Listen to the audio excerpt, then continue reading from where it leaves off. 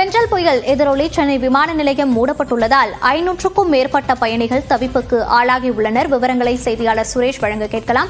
சுரேஷ், தற்போது விமானங்களானது மாலை 7 மணி வரை ரத்து செய்யப்படுவதாக விமான நிலையம் தரப்பிலிருந்து தெரிவிக்கப்பட்டிருந்தது. அங்கு வந்திருக்கக்கூடிய பயணிகளின் மனநிலை தற்போது என்னவாக உள்ளது? அவர்கள் என்ன கூறுகின்றனர்? விவரங்கள். அதாவது புயல் காரணமாக சென்னை விமான நிலையத்தில் காலையிலிருந்தே விமானங்கள் செல்வதும் தாமதமாக தரையிறங்குவதும் மற்றும் வானில் வட்டம் எடுப்பதும் கொண்டிருந்தது. இந்த நிலையில் மாலை 7 மணி வரை விமான நிலையம் அனைத்து விமானங்களும் தரையிறங்க முடியாது. அதனால் விமான நிலையம் மூடப்படுவதாக அறிவித்திருந்த நிலையில் பயணிக்க வந்த பயணிகள் சென்னை விமான நிலையத்தில் சுமார் 500க்கும் மேற்பட்டவர்கள் தவித்திருங்க. குறிப்பாக இண்டிகோ விமானத்தில் பயணம் செய்ய வந்தவர்கள் என கூறப்படுகின்றது.